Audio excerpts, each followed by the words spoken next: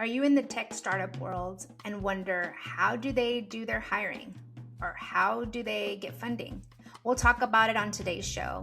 Welcome to Moments That Matter, Momentos que Marcan.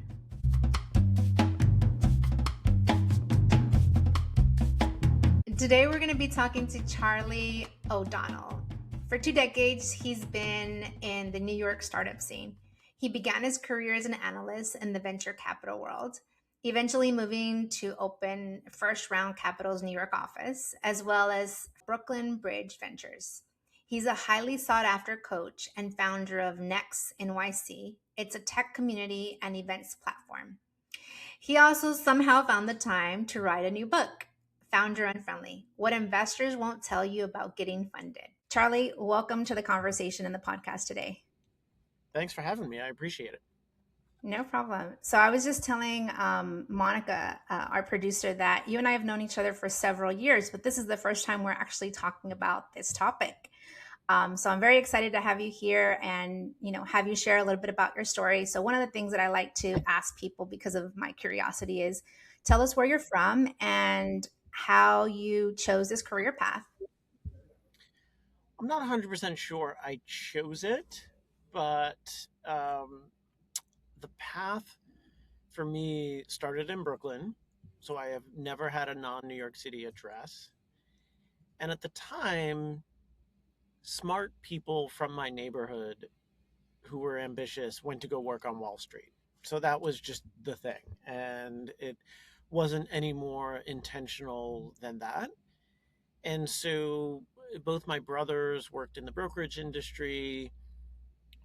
I was a finance major. I just assumed I'd do some kind of investment. And my godfather had actually given me a few shares of IBM stock when I was born. And so even when I was little, back when, you'd watch the evening news and they'd sort of run through how the stock market today, IBM was usually one of the companies that they would feature, right? And so it was up and down, and I knew that up was better and down was worse. And so it was something that was just part of my consciousness that investing was a thing from a very young age. Mm. So my high school actually had an internship program, and it basically amounted to them kicking us out in the third semester of senior year after we had applied to our colleges, which was really wise because we would not have paid attention during those last couple of months.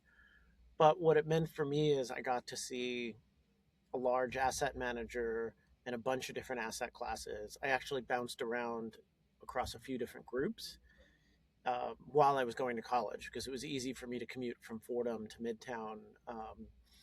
And so I worked during the school year. I went back every summer. So I actually had 4 years of work experience before I actually started working full time. And the one group that happened to have an opening when I graduated was the venture capital and private equity group. And so that's how I wound up finding private investing. And then over time, I wound up gravitating more towards startups rather than private equity. It was just a sort of a preference. So that's about as much as I feel like I chose, early Mm-hmm. companies versus existing companies, but all of the investing stuff was sort of more of like what was in front of me and being in New York and at that time than an intentional choice. Very cool. So when you think about, what made you gravitate towards the startups versus the private equity piece, what was it about that, kept you going in that direction? I think the idea of creating something, I don't do well in sort of like zero sum game environments. Like I've taught at universities and I've worked and consulted people who work in government and anywhere where you're dealing with people who like don't see an upside in Mm. what they're doing, and where like you winning means them losing, or turf battles or all of this sort of stuff, I do not like. And the venture capital world, the startup world, is sort of like, no, no, no, we're making this new thing, and there's going to be plenty of opportunity for everybody involved. And that has played out somewhat, and there's lots of things that we can sort of talk about related to the controversy of technology, but it is an inherently optimistic view, right? Mm, That we can make a new thing that anybody can benefit from, and it self-selects for more optimistic people, and the act of creation feels like you're doing something, right? Whereas you talk mm-hmm. to, somebody who works in PE, all due respect to people who work in that area who, make lots of money doing it. The idea of like buying some company on the cheap and like cutting a bunch of people and replacing manufacturing and moving it and then flipping it to some other buyer when you like really haven't actually made anything and it's all just sort of financial string pulling was like not that interesting to me, although it probably would have given me a better shot at buying a major league baseball team. It's just not what I want to do. Wasn't aligned with your life sort of focus, right? I love that No. you talked about optimism in that part of the conversation. When I was looking up, your website and sort of a little bit about your work history and sort of what you do, one of the things that really caught my attention was how inclusive you were in the work that you do and then the investing. Talk to us a little bit about the inclusion piece and why that's important to you. I actually grew up fairly conservative. Um, Anyone who grows up in New York City in the sort of late 80s, early 90s, the number one thing is crime, right? That's just like you're around the dinner table, you turn on Eyewitness News, and it's like who got shot, who got mugged, who got stabbed, and Mm, it made you inherently fearful. And as we've come to know later, certain groups of people get presented in different ways, right? It's always like John Gotti in a suit and presented like some hero, right? But if the uh, defendant was black, they would always put the perp walk, and that's what you saw, right? And it was literally like propaganda. It was brainwashing to a 10-year-old, a 9-year-old, a 12-year-old mm, who sees that. You start to have a view. And listen, no one's pro crime. Like, no, everyone's against crime. But in that view of the world, it's a slippery slope to being against people who are mm, different from you. mhm, And your idea of safety gets intertwined with like sameness in your community versus other communities. And so like if you are an intellectually curious person and you start looking at data and facts and like, you know, mm, who uses drugs and who gets put away longer for using drugs or whatever, it's really hard not to see the skew right. and and the bias of things, right? And so I started pulling on that thread and unraveling a lot of ways that I sort of felt about things. So you go back and take it to the investment world, Mm, and you start to realize like, oh, why are we saying that we should back the Harvard grads with the same idea as somebody who doesn't go to that school, and what does it mean to have certain advantages, and um, why are we saying that um, these teams are more ambitious than not, right? mm, And so I think like rather than saying like I've intentionally tried to be inclusive, I just have a very low tolerance for like intellectual laziness, basically. yeah. And so, one real concrete example, I don't think that I've ever had a straight white guy over my 20 years of experience come in and pitch me for less than $1 million. Everyone who I have ever gotten a pitch from for less than $1 million, my immediate response to them is like, would you really not know what to do if I gave you $2 million? And across the board, everyone would be like, well, of course I would know what to do. I would hire an additional salesperson. I would spend more money on marketing. I would open up in three cities instead of two. Like they would burst forth with these great startup plans that Mm-hmm. were way better than the thing they were pitching, right? The thing that they were pitching sounded like, um, I just need 500 grand to break even. And Mm. you know, the $2 million plan was like, we would accomplish this ridiculous goal if we just had, this much. And I would put it to them and I would say, why didn't you pitch $2 million? And they would tell me, well, I hear the headlines. Uh, Venture capital is harder to get if you're a woman, if you're black, or if you do that. I'd say definitively it's harder to get if your pitch is worse, right? Like your pitch for $500,000 was way worse Mm. than your pitch for two, right? So Yeah. let's work on the pitch for two. So I have examples of companies that were started by women where I went down the rabbit hole on that pitch with them and encouraged them to go raise more, and they have become more successful because of that initial conversation, right? I didn't just sit back and say, well, you're only pitching for $500,000, so I guess you're not ambitious, so I'm guessing I'm going to pass on you. So I think I was just like more engaged and not willing to take the sort of decks at face value, which were laden with the effect of bias, and the effect, it's like, because there is bias, they were actually pitching less ambitious plans because they thought that more money was harder to get because of the bias. And then it sort of becomes this cycle, right? And so I think that's why I wound up with Yeah. a more diverse portfolio, as like I was not afraid to, be like a cycle breaker in that sense. I love that, especially because one, you led with what comes naturally to you, which is intellectual curiosity, and identifying that in some communities there might be some bias that both the person who's pitching and the other person on the other end might have in that conversation, right? And that's a lot of what I talk to my clients about, is making sure that they feel comfortable taking up space and asking for what they want and their value. So that's a beautiful thing that, that has meshed into the focus of what you've done. I know you mentioned you also taught, I think it was at NYU, correct? Now, what inspired that? So I've taught at Fordham, I've taught at NYU. I like being in the classroom.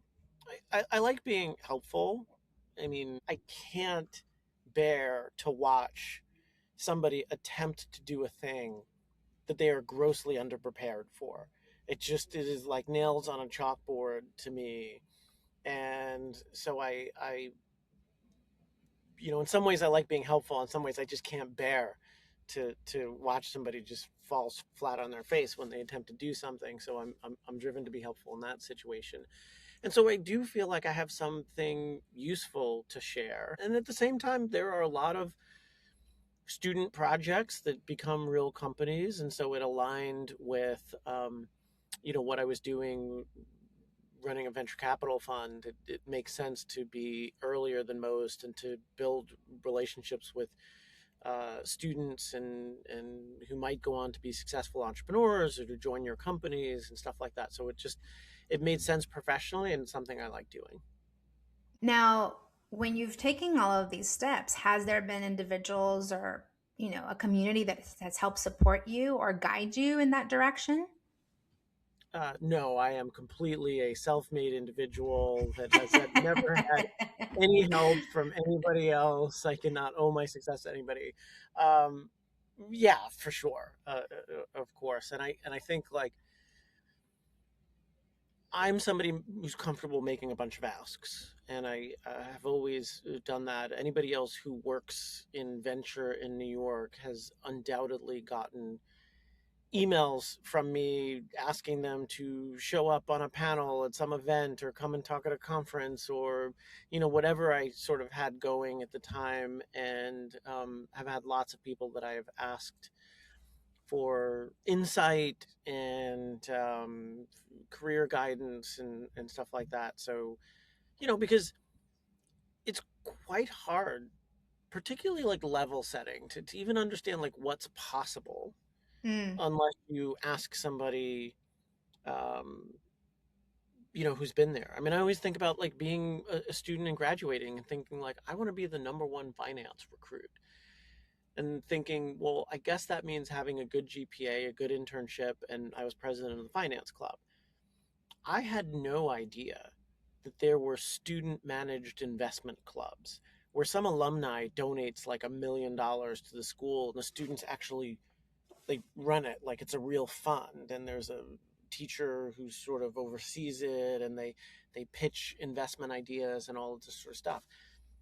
Had I known that that was a thing that you could do, I would have spent all 4 years at school starting my school's student managed investment fund. I just didn't know that was a thing that I could do, right? So just understanding what possibilities were even out there really depends on other people and other Hmm. people's insight. And so I've always found that really useful. That's important, right? Being brave enough to ask and, show up to the conversation. For those listeners that are out there that are kind of like, I don't have the confidence to do that. What advice would you give them? Like how to take that first step? You don't really need confidence if you understand that asking questions is actually a hack. And the hack is that you're actually doing somebody else a favor, particularly like when you do this, right? Like you guys asked me if I'd be available to do this, and you said, thanks very much, whatever. And like the reality is, and I don't want to lessen how much of a favor I'm doing here, but it's actually not a favor. You guys are doing me the favor because I have a following and I have this pressure to come up with something interesting to say online every day. And there are many days where I wake up and I have nothing interesting to say at all. So by producing a podcast, an interview, just even having a conversation where I walk out saying, that was a good question. I was thinking about that, right? Creates content that I can share. And so at some point, this episode will come Hmm. out and I'll post it to my audience and I'll say, hey, look, everyone, somebody thought I was interesting enough to interview, and here's what I wanted to say. And it looks all professional and all this sort of stuff, right? That's like being my outsourced social media content person, except that you're doing this for lots of other people. So you think you're borrowing time from someone, you think you're bothering them, when in fact you're creating a space for them to be thoughtful about their career, which go look on LinkedIn, right?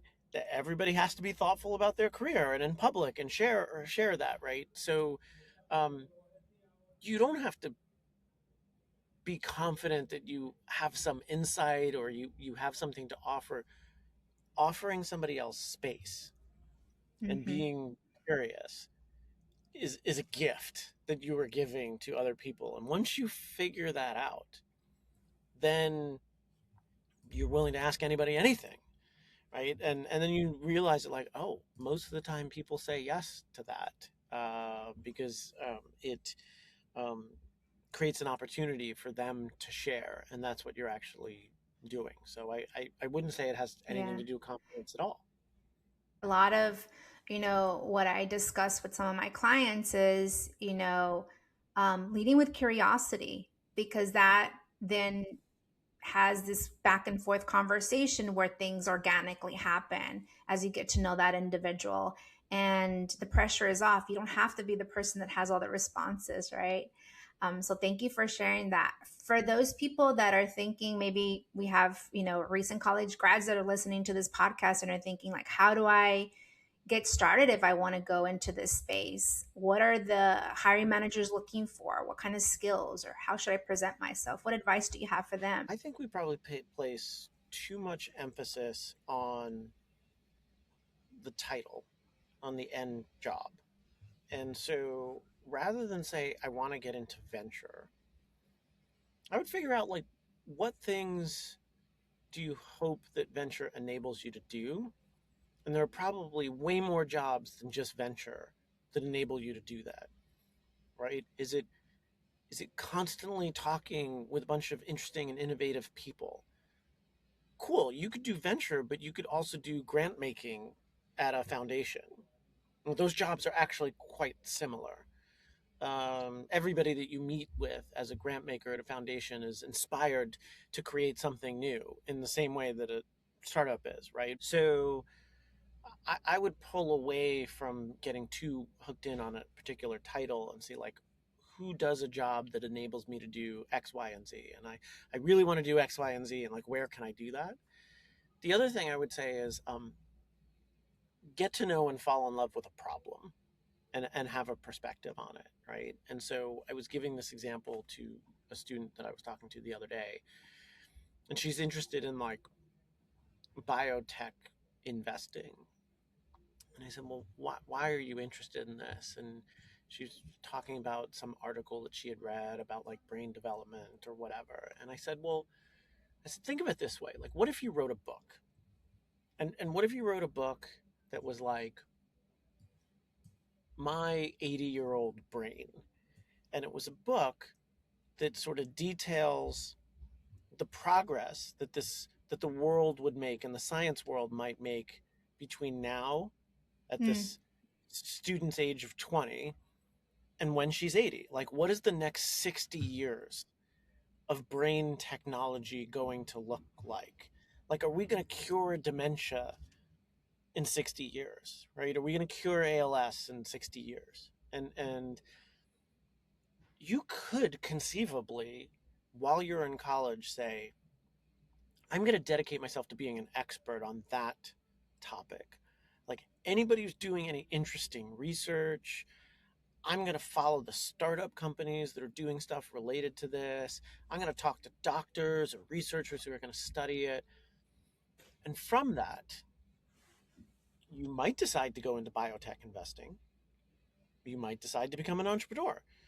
You might decide to go into public policy related to healthcare. There's like any number of things that you can do when you start out with, I'm really curious about what my brain life will be like when I'm 80. And I want to understand the next 60 years of brain development. And so, like, that's the most powerful thing you can do is go talk to 50 or 100 people about a thing that you're curious about. And the thing that you're Mm. curious about is not about being an investment banker or being a marketer. It's about, like, why consumers like one brand over another.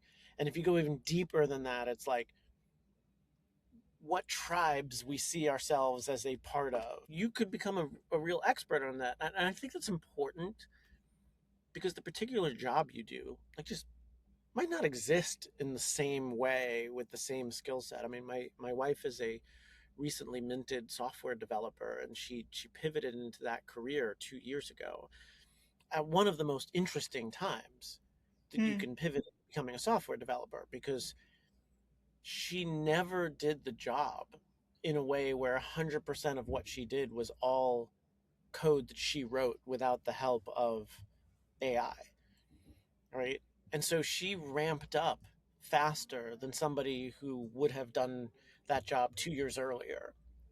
And Mm-hmm. it's all sorts of interesting implications for how she does her job and what value she gets out of it and what skills she will need to develop and all of this sort of stuff. And so much more of her job is actually about collaboration and stakeholder management than it is about like writing code.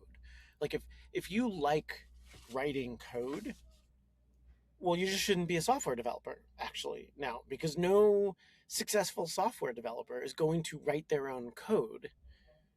Like it's already happening, but certainly 5 years from now, that's just not going to be a thing. I mean, that's like, you Mm-hmm. know, at some point there are people who are like, I really like riding horses, so I'm going to be a taxi driver. And then at some point that job went away. You just couldn't ride a horse anymore. You got to find other ways to ride a Yeah. horse. Yeah. You have to evolve with what's happening out in the real world. Yeah, yeah, for sure. Um, as we're wrapping up our time together, Charlie, I know that you went from, you know, working with the startups and doing all of this work in venture capital to now coaching.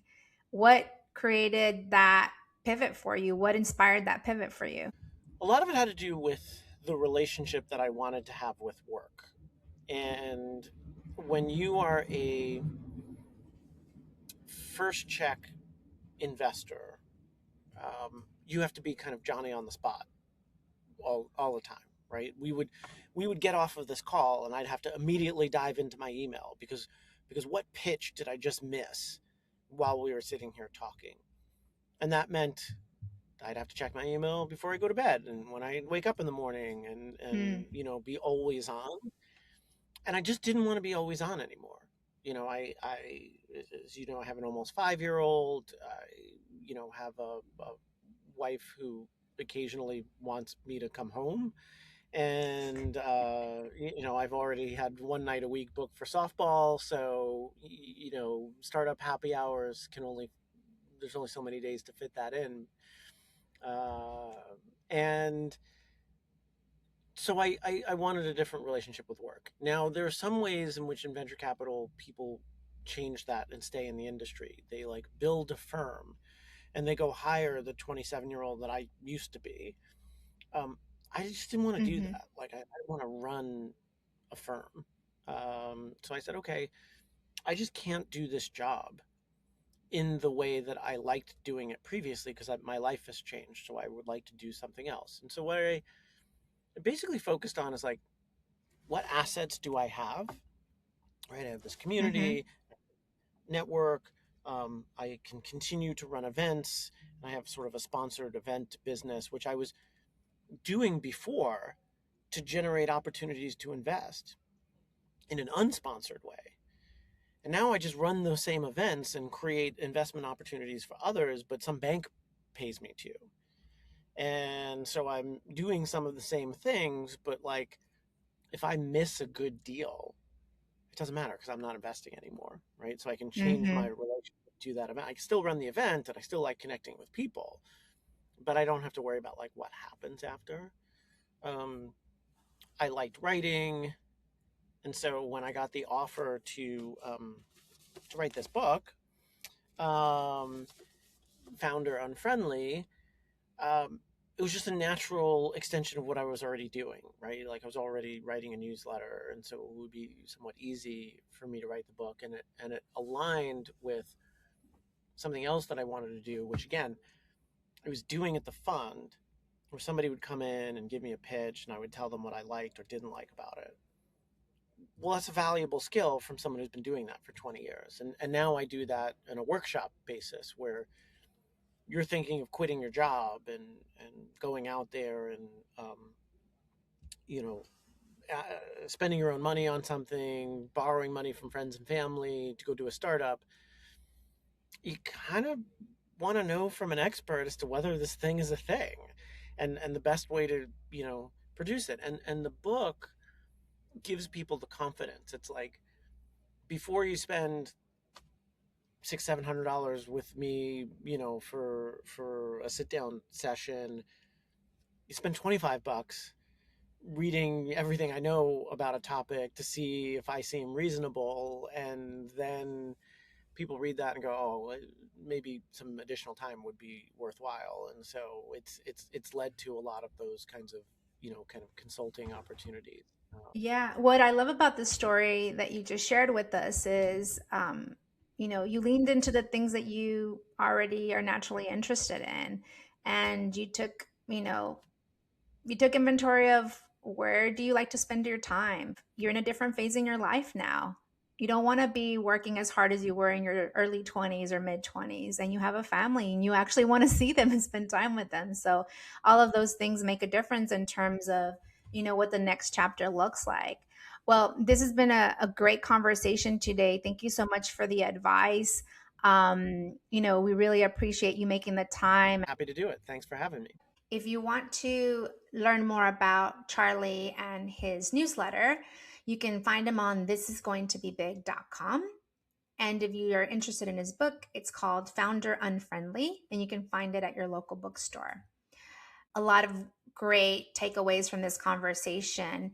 One was, if you're going to pitch, think big and don't, you know, sell yourself short when you're going into that conversation. Number two was leading with curiosity. And, that in itself will help organically build a relationship with the other person. You never know, when you have an ask, how that much is helping the other person that you're asking them as well. And the last part, which I think is very important for any of us that are job searching or new to the job market, is don't focus so much on the title. Focus more on the journey and where that could lead you and your career. Charlie's story of being curious and leaning into the things that he was interested in was just a wonderful example of that. So, thank you for joining us today and for this conversation. And I hope you tune in for future episodes. Until next time, know your worth, trust your moment, and keep moving forward. I'm Sandra, and this has been Moments That Matter, Momentos que Marcan.